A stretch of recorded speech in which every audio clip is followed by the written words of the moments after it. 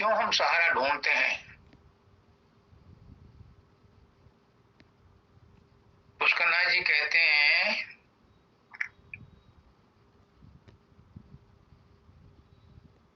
कि तुम वही हो, तुम परमात्मा के पुत्र हो तो परमात्मा ही हो। वो कहते हैं कि जब गधे का बच्चा गधा होता है, कुत्ते का बच्चा कुत्ता होता है, गाय का बच्चा गाय होता है, बछड़ा होता है, तो हम परमात्मा के बच्चे हैं। तो हम कौन हैं? हम भी परमात्मा ही हैं। अपने आप को पहचानो। जब हम अपने आप को पहचान लेते हैं तो हमारे अंदर फिर द्वैत खत्म हो जाता है। फिर हम अपने आप को कमजोर मानना बंद कर देते हैं। जब किसी को बड़ा धन मिल जाता है तो वो गरीब नहीं रहता। जब किसी को माँ बाप का पता चल जाता है तो वो ऑर्फन नहीं रहता। ऑर्फन कहते हैं जिसका माँ बाप का पता ना हो। जब किसी को सहारा मिल जाता है, माँ बाप का नाम का पता चल जाता है, या कोई उसे गोद लेता है, तो फिर वो बेसहारा नहीं रहता। और हम तो खुद उस परम पिता परमात्मा के अंश हैं, और ये बात सब जानते हो। लेकिन फिर भी कुछ कर्म भोग ऐसे हैं जिनकी वजह से हम अपने आप को दुर्बल समझते हैं, कमजोर समझते हैं। एक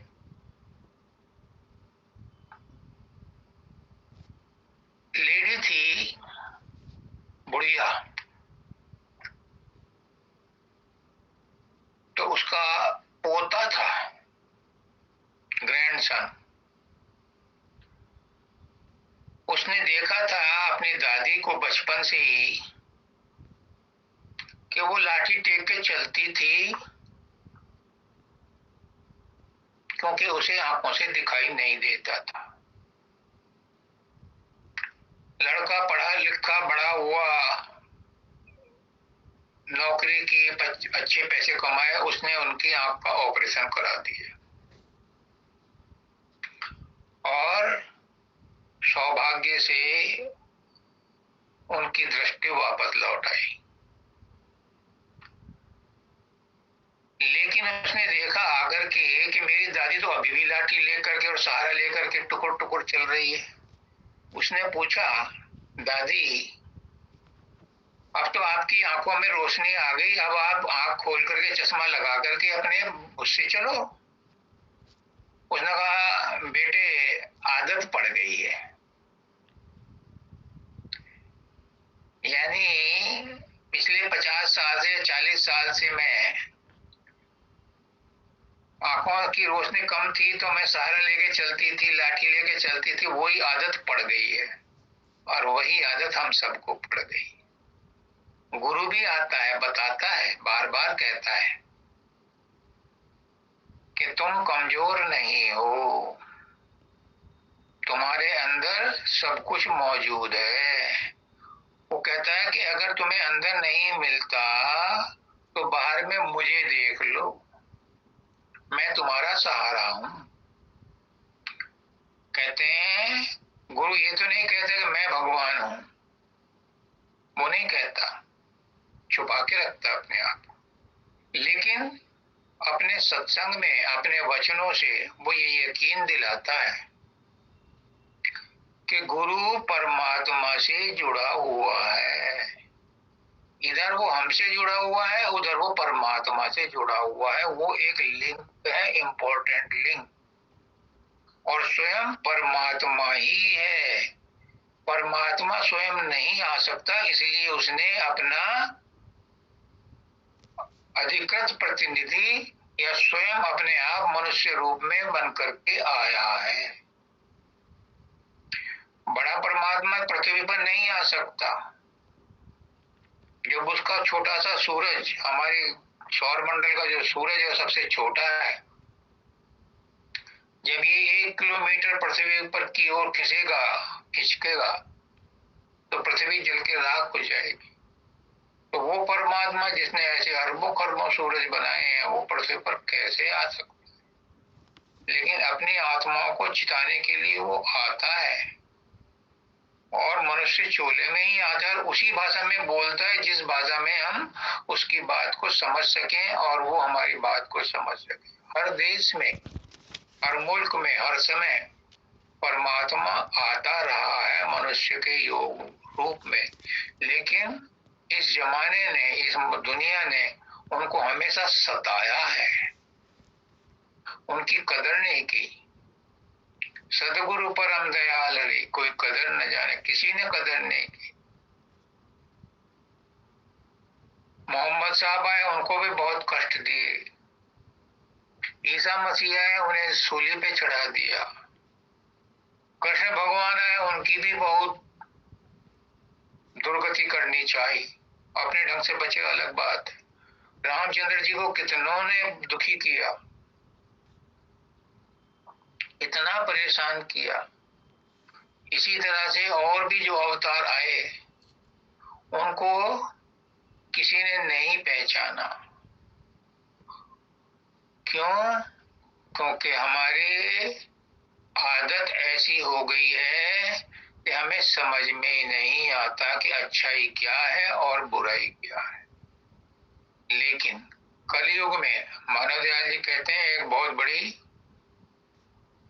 खासियत है कि यहाँ काम जल्दी होता है। सतयुग में, त्रेता युग में, द्वापर युग में हजारों हजारों साल तपस्या करनी पड़ती थी, तब परमात्मा कभी से उनको आकर के मिलता था या दर्शन देता था या जो भी उनकी ख्वाहिश थी वो पूरी करता था। लेकिन कलयुग में एक विशेषता है, क्या कि यहाँ उम्र थोड़ी है इसलिए काम जल्दी होता है। यहाँ लंबे चौड़ी समाधि ध्यान लगाने की जरूरत नहीं है, एक टांग पर खड़े होकर के तपस्या करने की जरूरत नहीं है, गुफाओं में जाकर के तपस्या करने की जरूरत नहीं है। और दूसरी बात यह है कि तपस्या भी करने की जरूरत नहीं है। कलयुग में तो नाम का सुमरन करते हुए ही परमात्मा मिल जाता है। कली केवल एक नाम आधारा, सुमर सुमर नर उतरे। लेकिन कौन से नाम का? अभी आचार्य वंदिता ने बताया कि एक नाम तो एडमिशन होता है और एक नाम वो होता है जिसे परमात्मा से मेल होता है, उस नाम से। तो जो एडमिशन होता है वो कौन देता है? वो बाहर का गुरु देता है, और बाहर का गुरु उस नाम को इतना पकाता है, सत्संग दे करके अपने वचनों से इतना पकाता है कि शिष्य के अंदर एक विस्फोट होता है, शिष्य के अंदर एक जागृति पैदा होती है और फिर वो अंदर का जो गुरु है वो जाग जाता है। जब अंदर का गुरु जागता है तो प्रकाश और शब्द के फव्वारे फूटते हैं, और जब उनको वो पकड़ता है तो अंदर में परमात्मा को पाकर के शांति मिलती है। ये एक वैज्ञानिक फॉर्मूला है, लेकिन आजकल हम इसको भी नहीं समझते। क्यों? क्योंकि प्रारब्ध ही ऐसे बने हुए हैं। प्रारब्ध हमें परमात्मा की ओर जाने नहीं देता, लेकिन जो इच्छा रखता है, जिस पर उसकी कृपा होती है, वो इस बंधन में रहता हुआ भी उनको प्राप्त कर लेता है। और कलयुग में सुनहरा अवसर है। पुष्करनाथ जी कहते हैं कि this is a golden opportunity, सुनहरा अवसर है। इस समय गुरु भी मिला हुआ है, पहले गुरु नहीं मिलते थे। खुद अपने आप तपस्या करके हिट एंड ट्रायल से वो अपनी नैया पार लगाते थे। गुरु भी होते थे, लेकिन गुरु भी उस समय के हिसाब से लंबे रास्ते ही बताते थे।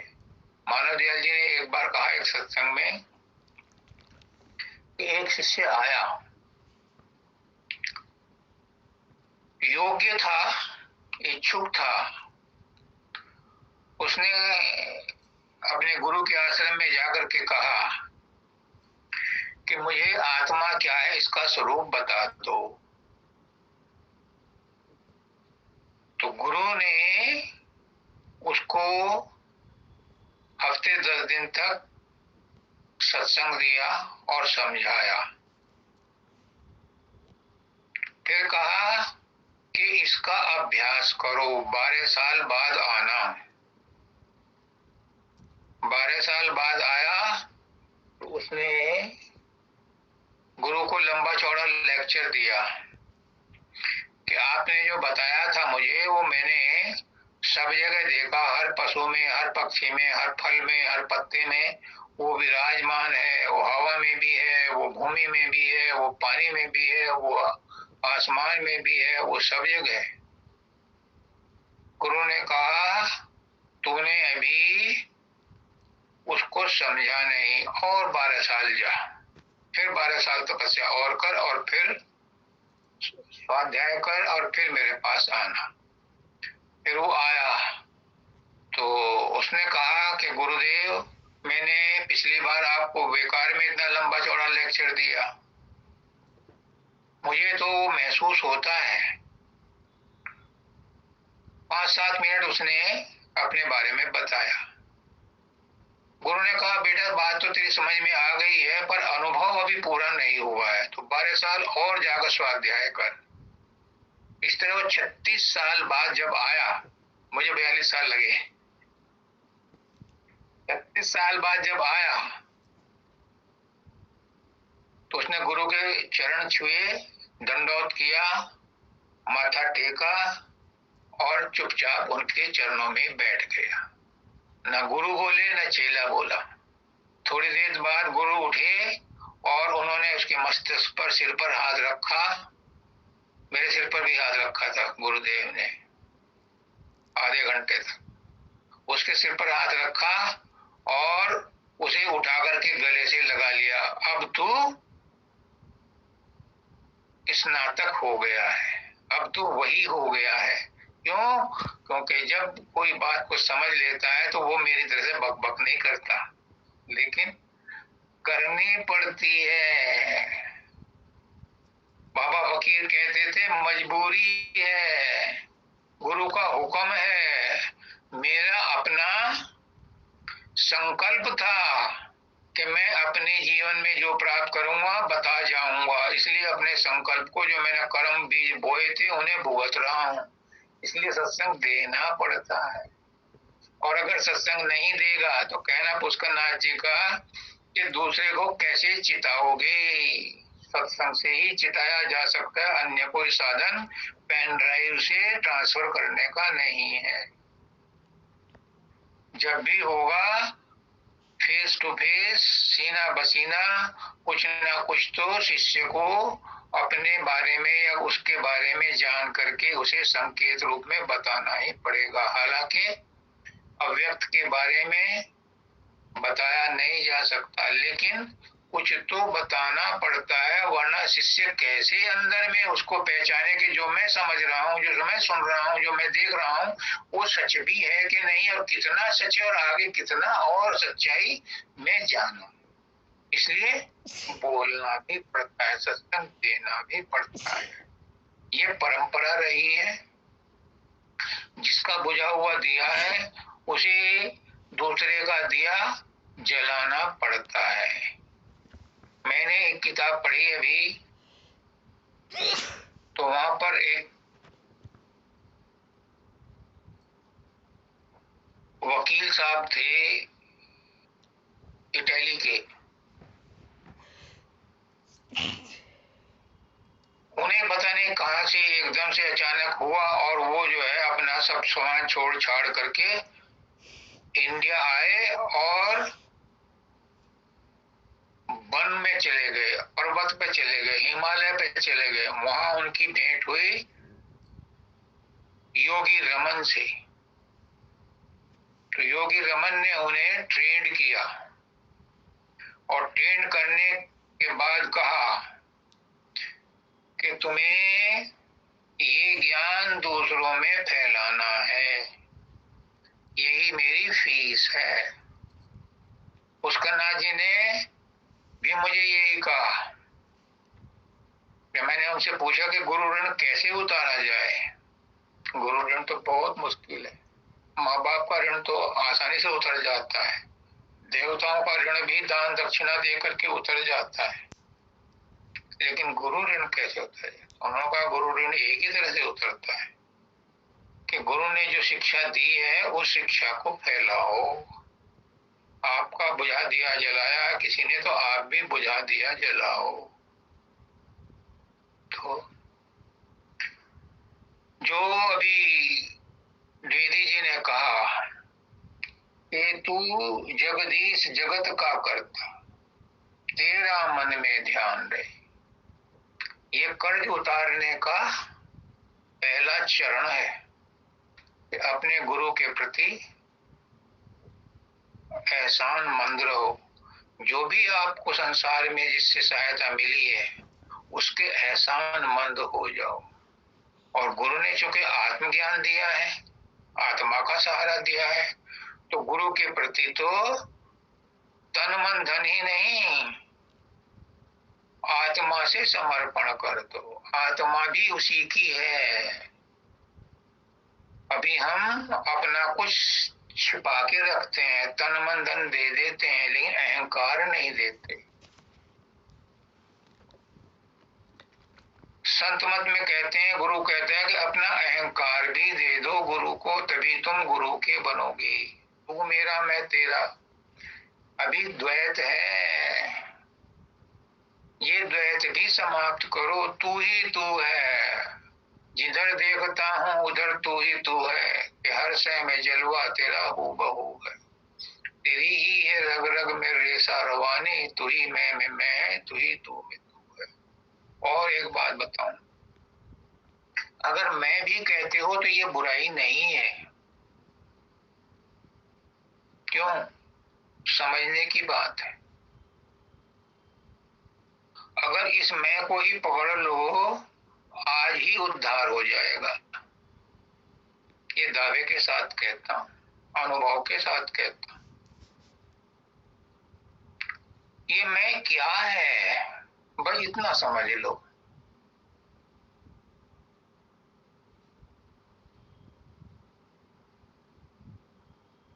मैं शरीर नहीं है,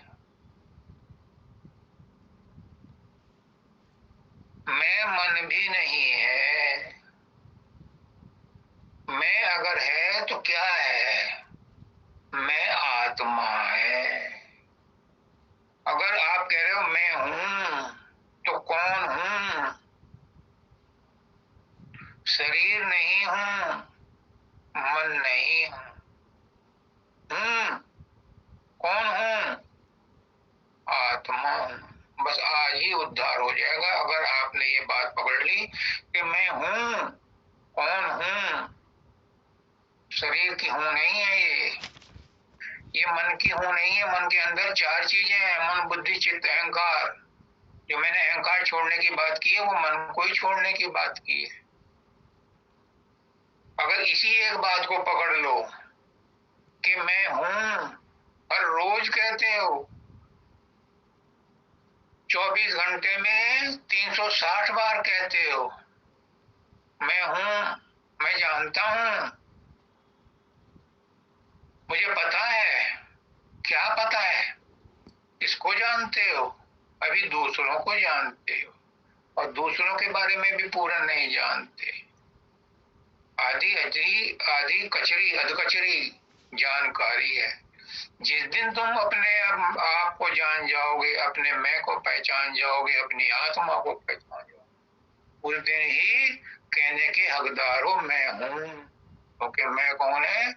मैं आत्मा है। वो शरीर के अंदर नहीं है,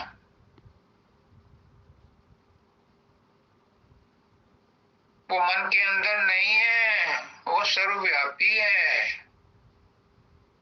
मन के अंदर, शरीर के अंदर तो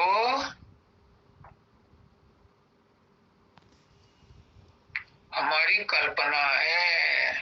हमने शरीर धारण किया है, हम शरीर को छोड़ते हैं, हम शरीर को पकड़ते हैं। मैंने कपड़े धारण किए हैं, मैं कपड़ों को बदलता हूं। मैं कौन हूं? मैं शरीर नहीं हूं, मैं शरीर को धारण करने वाला हूं। शरीर मेरे होने से प्रकट रूप में आता है। जब मैं शरीर छोड़ देता हूं तो मैं अप्रकट रूप में मौजूद रहता हूं। ख्याल मेरे मन में आते हैं, मैं मन नहीं हूं। मेरे रहने से मन है, मन के रहने से मैं नहीं हूं। मेरे रहने से शरीर है, मैं शरीर के रहने से नहीं हूं। शरीर रहे या न रहे, मन रहे या न रहे, मैं तो हूं, मैं तो रहता हूं। अगर ये बात समझ में आ जाए, इस बात को आप दृढ़ पकड़ लो, तो आज ही आपका रास्ता खुल जाएगा। लेकिन हम इसी चीज से अनभिज्ञ हैं और सब कुछ करते हैं, साधन अभ्यास भी करते हैं, सुमरन ध्यान भी करते हैं, गुरु का नाम भी लेते हैं, गुरु को परमात्मा भी मान लेते हैं, मान लेते हैं। लेकिन पुष्करनाथ जी क्या कहते हैं? राजेश, तू और मैं एक हैं। अगर परमात्मा, गुरु को परमात्मा मान लिया तो तुम्हें क्या मानना पड़ेगा अपने आप को? जब गुरु कहते हैं तू और मैं एक हैं, और तू मुझे कहता है तुम गुरु हो, तो फिर तुम कौन हुए? तुम भी गुरु ही हो, तुम भी परमात्मा। बड़ी बात नहीं है, लेकिन इससे बड़ी कोई और बात हो भी नहीं सकती। मानने की देर है। दाता दयाल ने कहा था बाबा फकीर को, अरे मरकजे आलम है, तू ये बात मेरी मान ले, जान अपने आप को और आपको पहचान ले। तू मरकजे आलम है, ये बात मेरी मान ले। मरकज आलम कहते हैं कि केंद्र से केंद्रम, तू केंद्र से केंद्रम है। बात मेरी मान ले, बस आप भी मेरी बात मान लो। आप शरीर नहीं हो, आप मन नहीं हो, तो फिर क्या कहोगे? जब ये बात समझ में आ जाएगी तो क्या कहोगे? जो माता जी ने कहा था, हमन है इश्क मस्ताना, हमन को होशियारी क्या। जब अपने आप को समझ में आ जाएगी तो फिर कहेंगे भाड़ में जाए दुनिया, भाड़ में जाए शरीर, भाड़ में जाए सब कुछ। हमन है इश्क मस्ताना, हमें तो मस्ताना इश्क हो गया है। अमन को होशियारी क्या, हमें कोई खबर नहीं है क्या हो रहा है दुनिया में, क्या नहीं हो रहा है। फिर वो दशा आ जाएगी जो कबीर साहब कहते हैं, अमन है इश्क मस्ताना, अमन को होशियारी। हमें किसी चीज की इंतजार भी नहीं है, हमें किसी से लेना देना भी नहीं है, हमें किसी से कोई दुराव भी नहीं है। क्यों? क्योंकि दूसरा कोई है ही नहीं, सभी तो अपने हैं।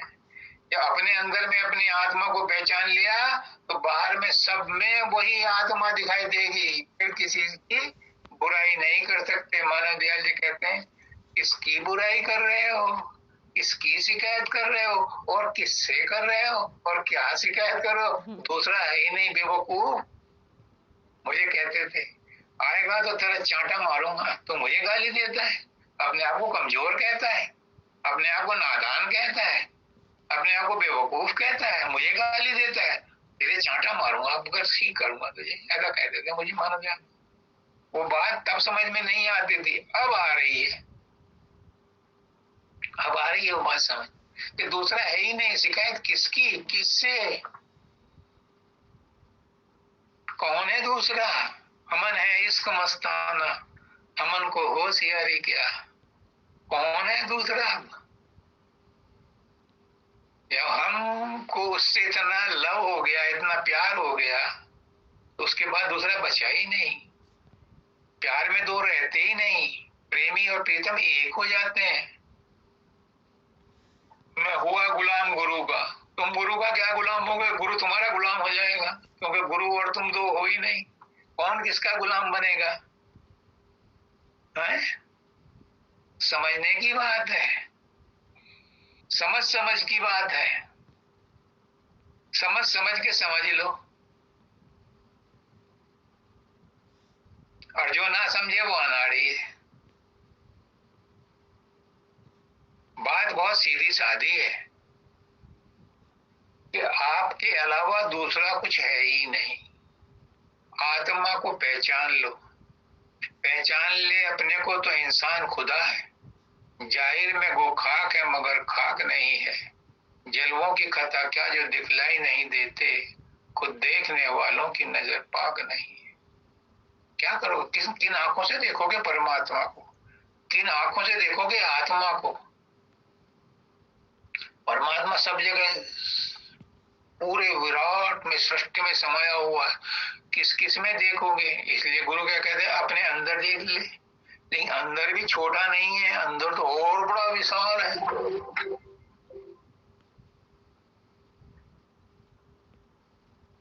अंदर में तो और बड़ा विशाल भंडार है।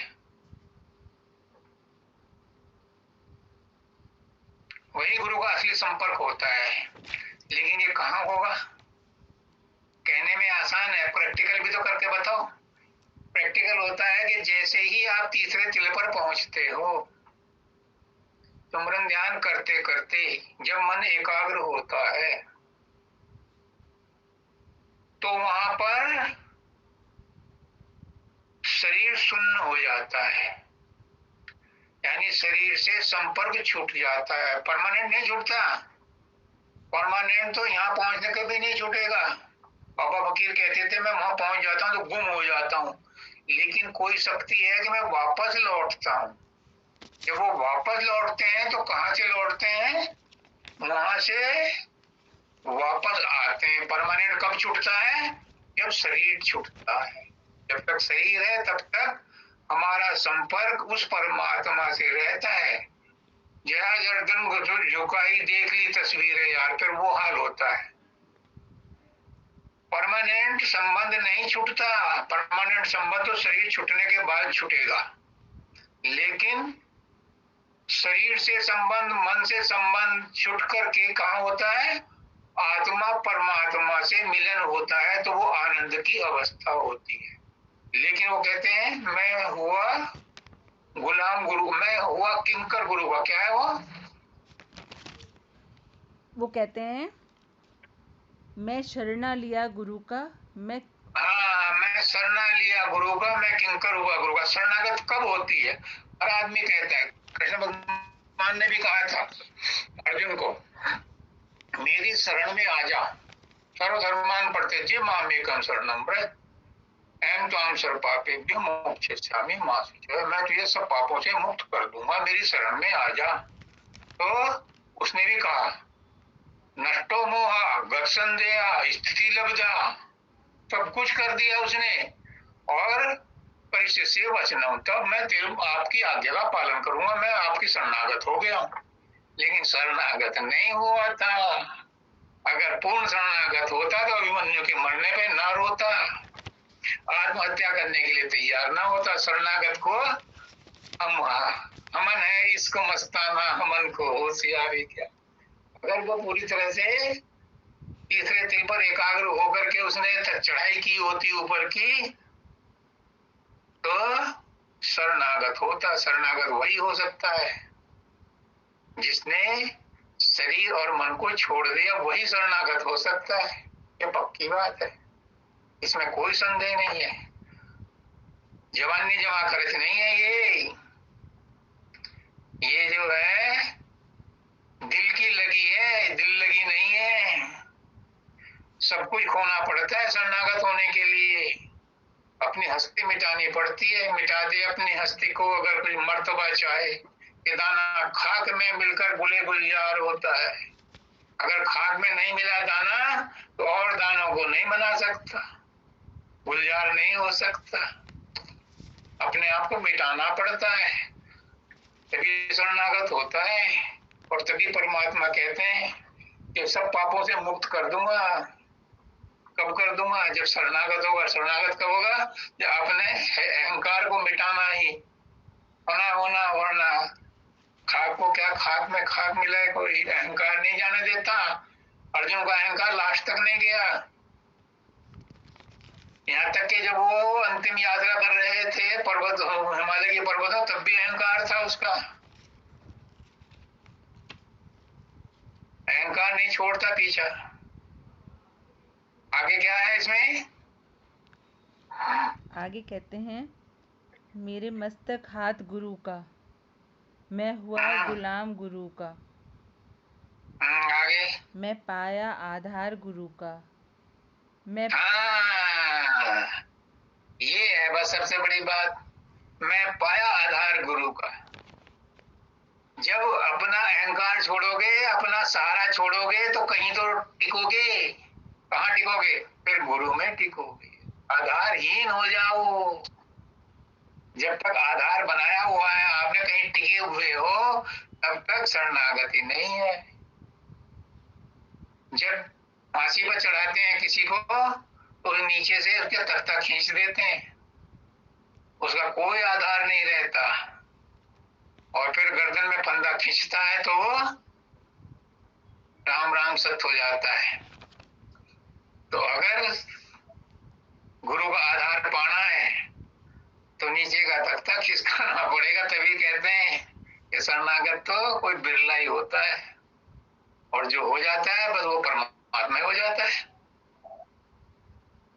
परमात्मा तो यही कहता है कि आधार तो मैं हूं, तुम दुनिया को आधार बनाए बैठे हो। पुष्करनाथ जी कहते थे, मैं नहीं कह रहा, उन्होंने भी यही कहा, मैं तो उन्हीं का ढोल बजा रहा हूं। वो कहते थे कि हर आदमी अपनी जिंदगी में एक लिस्ट बनाता है कि मुसीबत के समय कौन कौन मेरी मदद करेगा, और उस लिस्ट में ससुराल की तरफ से भी होते हैं, अपने घर की तरफ से भी होते हैं, यार दोस्तों की तरफ से भी होते हैं, दूर दराज के मोबाइल पे जिनके ग्रुप बने हुए हैं वो भी सब होते हैं। लेकिन परमात्मा का नाम नहीं होता, गुरु का नाम कहीं नहीं होता। जिसके लिस्ट में गुरु का नाम नहीं है, परमात्मा का नाम नहीं है, इसने उसका मतलब किसी और को आधार बना रखा है। और जब तक दूसरा आधार है तब तक एक म्यान में दो तलवार नहीं रह सकती। एक ही आधार चलेगा, या परमात्मा का अधिकार आधार बना लो या संसार को आधार बना लो। संसार का आधार बना लो, कोई नुकसान नहीं, संसार में रहोगे तो मस्त करो, और अगर परमात्मा के पास जाना है तो परमात्मा का आधार बनाना ही पड़ेगा। नेक्स्ट क्या है? मैं पकड़ा चरण गुरु का, मैं सर्वस्व हुआ गुरु का, हाँ, कोई और न मुझसा गुरु का, हाँ, गुरु का गुरु का गुरु का, हाँ, गुरु का मैं अपने गुरु का। हाँ। राधा स्वामी दादा नाम। दयाल कहते हैं, दादा दयाल कहते हैं कि ऐसा नहीं है कि मुझ में काम क्रोध लोभ मोह अहंकार नहीं है, हैं? मेरे अंदर भी कामना है मैं गुरु का बन जाऊं, मेरे अंदर भी लोभ है मैं गुरु को पकड़ कर बैठूं, मेरे अंदर मोह है गुरु किसी का और का ना हो मेरा ही बना रहे, मेरे अंदर अहंकार है कि मैं गुरु का हूं। हर काम गुरु को साथ लेकर के करो। अगर गुनाह भी कर रहे हो तो गुरु को ही सौंप के करो। मैं तो नहीं करना चाहता लेकिन परिस्थितियां मुझसे ऐसा करवा रही हैं, आप संभालो। तो वो हुआ गुरु का सहारा, हुआ गुरु का। प्रारब्ध जो है ये बड़ा बलवान है, प्रारब्ध बड़ा बलवान है, करवा लेता है, ना चाहते हुए भी करवा लेता है। लक्ष्मण सीता को माता कहते थे, और जब अयोध्या से चले थे तो उसकी माँ ने कहा था, सुमित्रा ने, कि मेरी जगह सीता को माता समझना,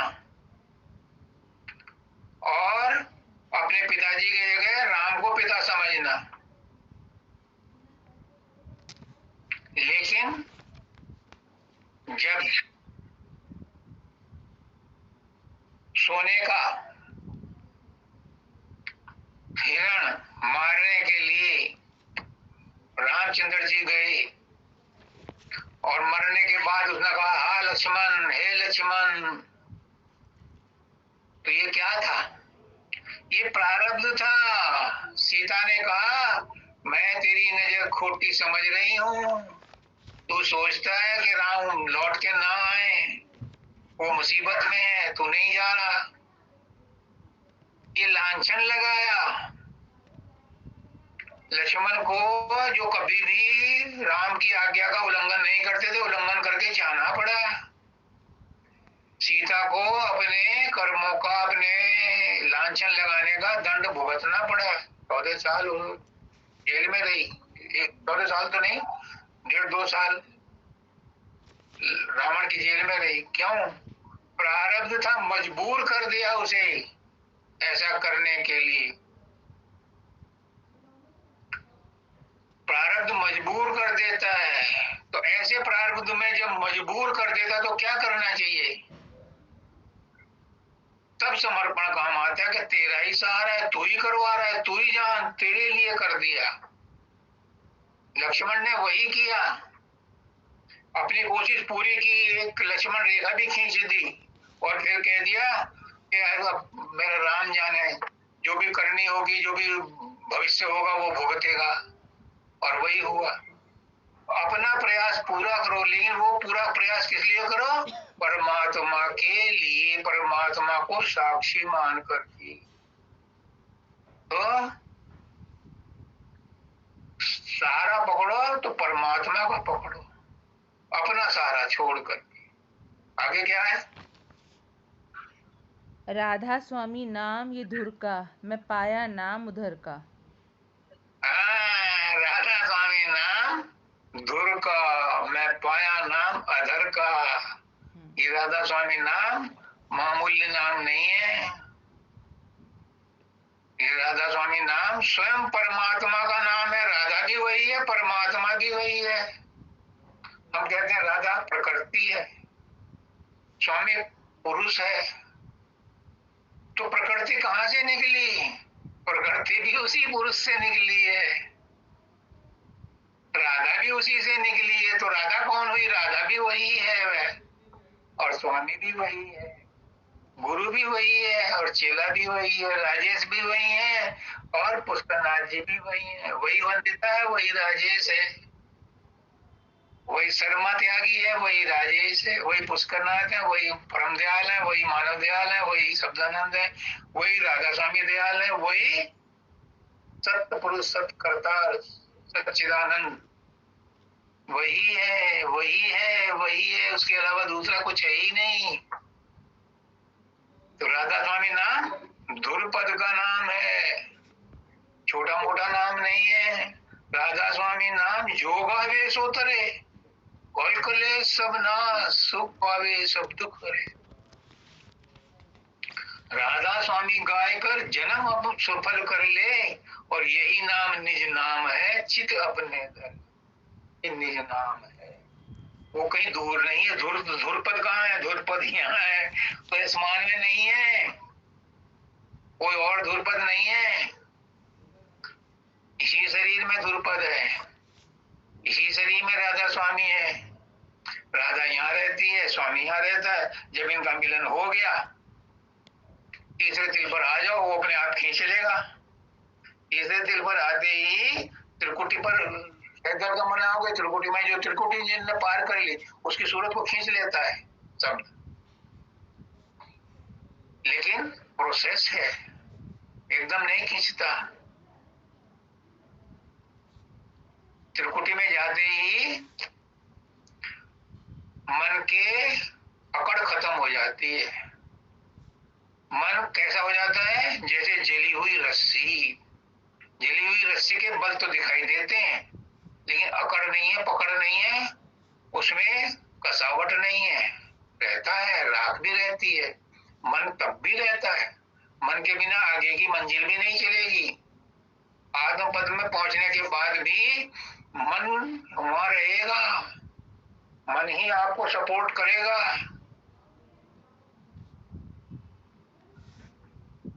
महाशून्य में भी रहेगा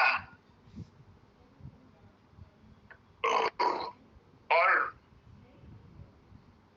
भंवर गुफा में भी रहेगा। मन के लिए कहते हैं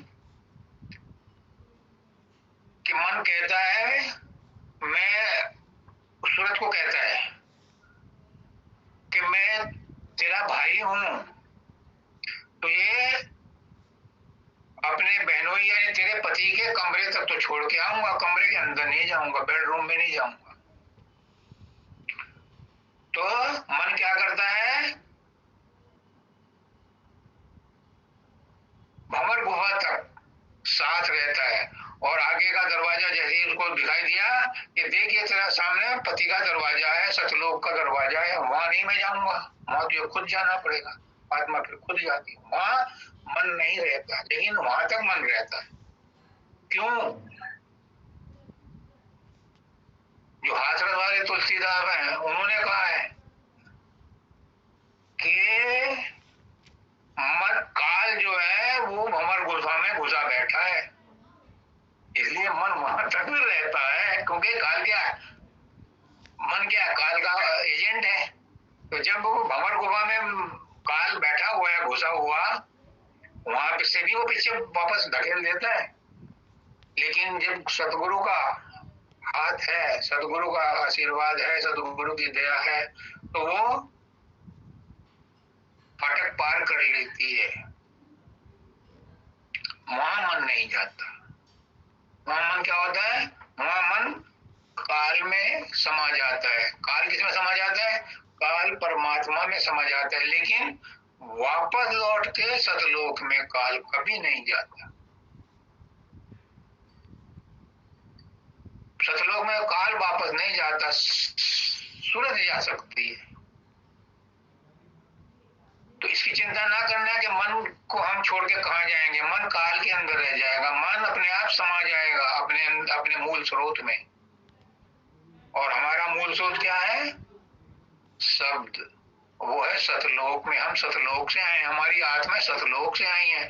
हमारी आत्मा ध्रुपद धाम से नहीं आई। हमारी आत्मा जो मैं बोल रहा हूं ये सतलोक से आई है। सतलोक में जाकर ये रिफाइंड होगी, कन्वर्ट होगी, उसके बाद जाकर के ये अलग में जाएगी, अगम में जाएगी, तब ध्रुपद धाम में जाएगी। वो ध्रुपद धाम की सूरत और इस सतलोक वाली सूरत में भी थोड़ा सा अंतर रहता है। मैं आपको इसलिए समझा रहा हूं कि कोई भ्रम ना रहे। आपको अगर दूसरों को समझाना है, क्योंकि अगर आप वहां पहुंच गए तो आपको कहना पुष्करनाथ जी का, मैं तो उन्हीं की ढोल बजाऊंगा। वो कहते हैं कि सतगुरु जब वापस जाता है मालिक के पास तो उसको पूछता है, मालिक कितनों को उतारा, कितनों को चिताया। अगर तुमने कहा एक को भी नहीं, तो कहेगा फिर दोबारा जाओ, भले ही तुमने सतलोक में प्रवेश कर लिया, लेकिन अगर किसी को ज्ञान दे करके किसी का बुरा जया नहीं जलाया तो तुम्हें एक जन्म और आना पड़ेगा।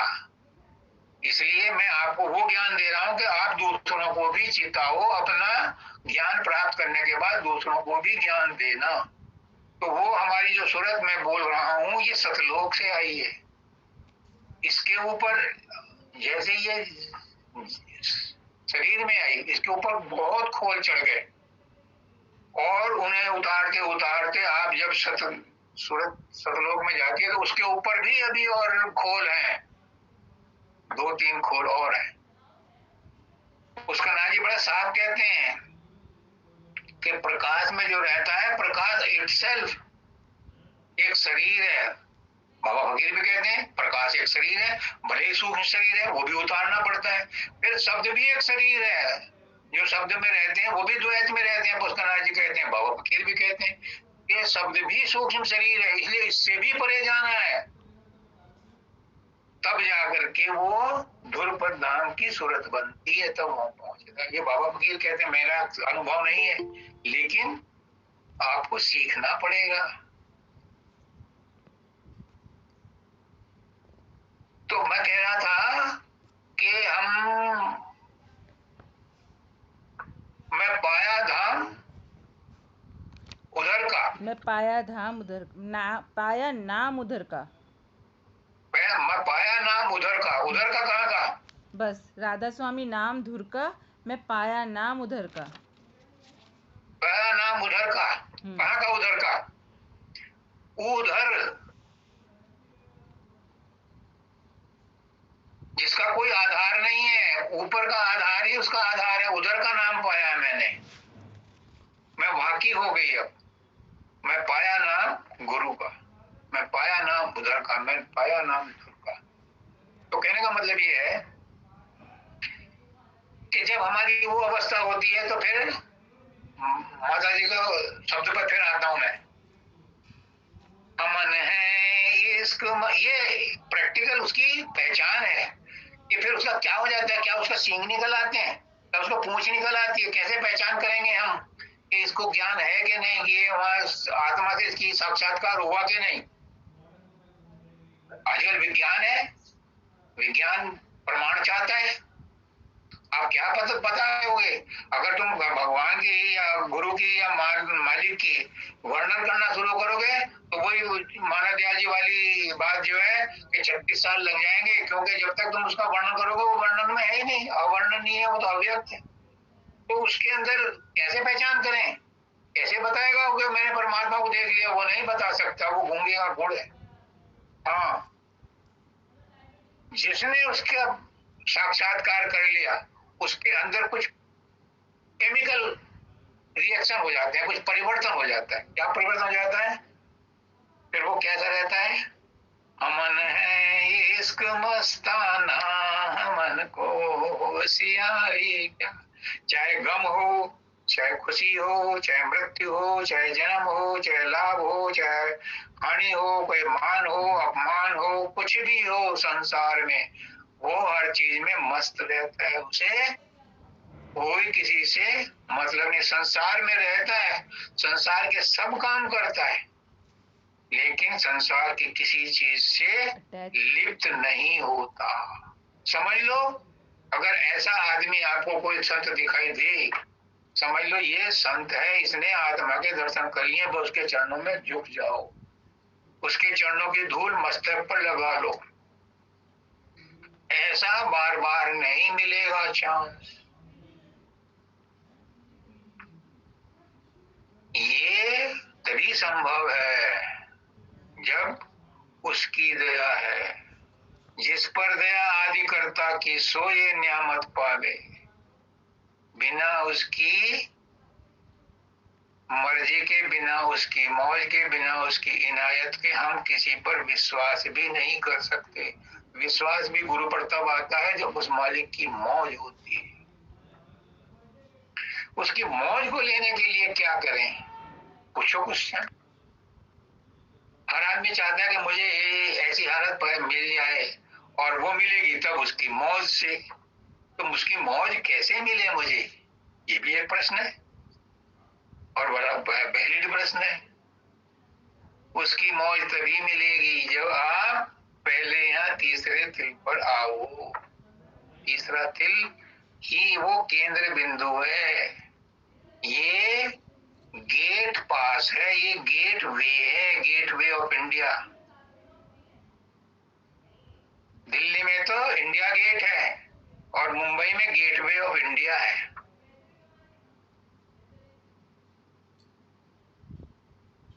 ये तीसरा तिल गेट है, द्वार है, प्रवेश द्वार है किसका?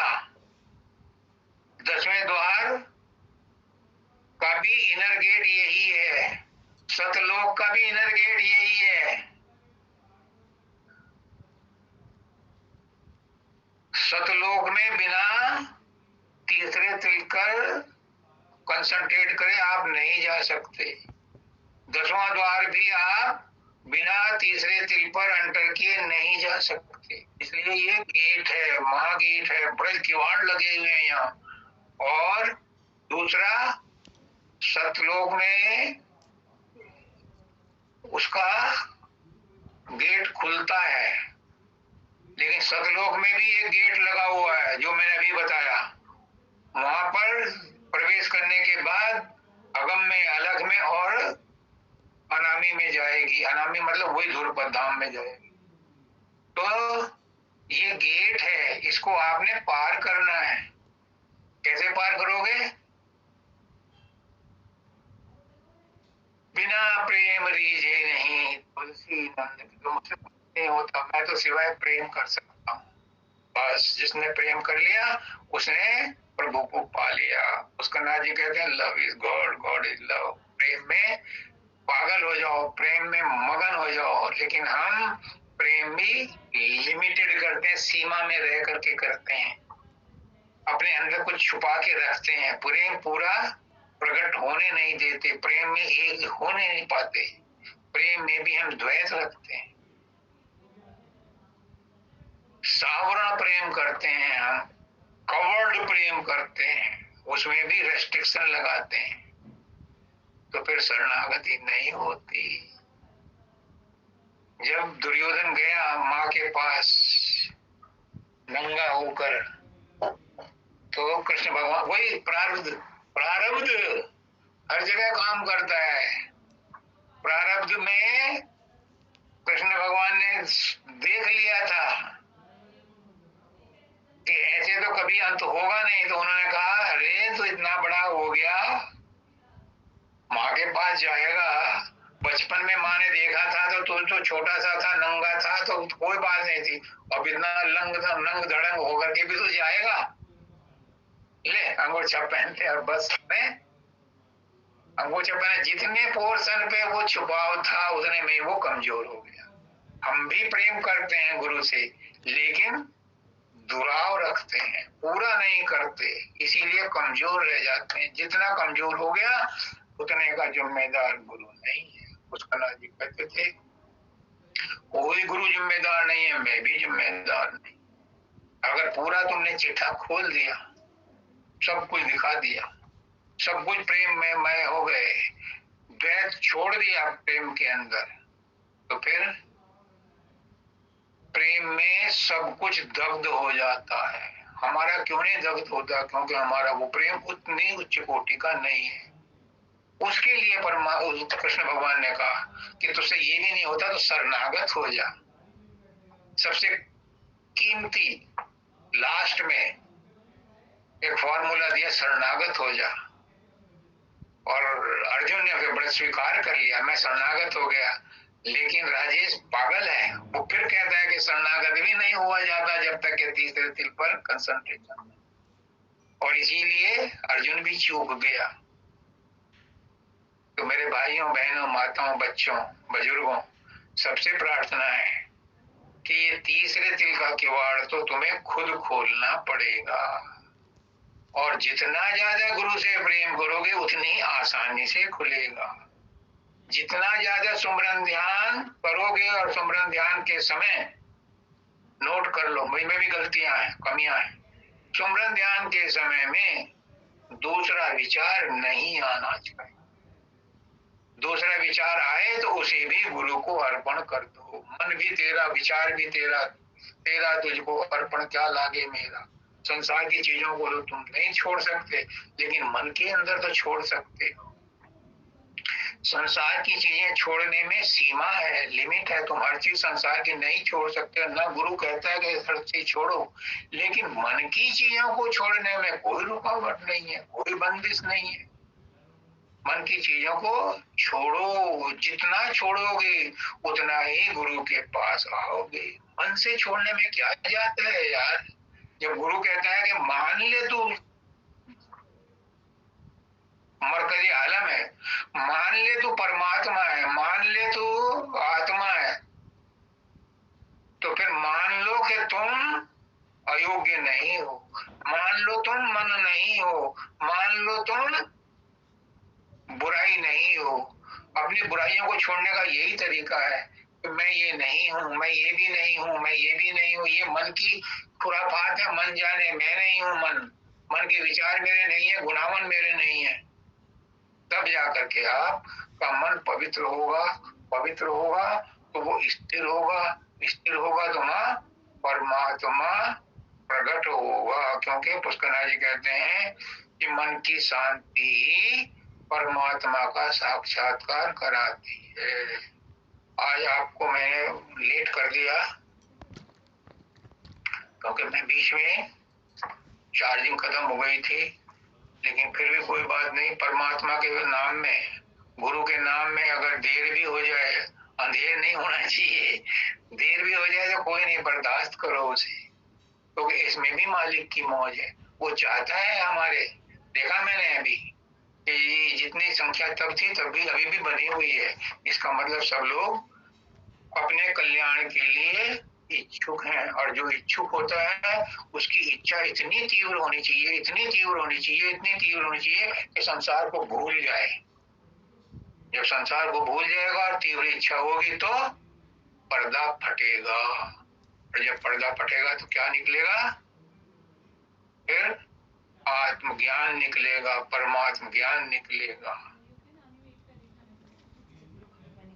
ये तो था जो आज के शब्द आए थे उनका निचोड़।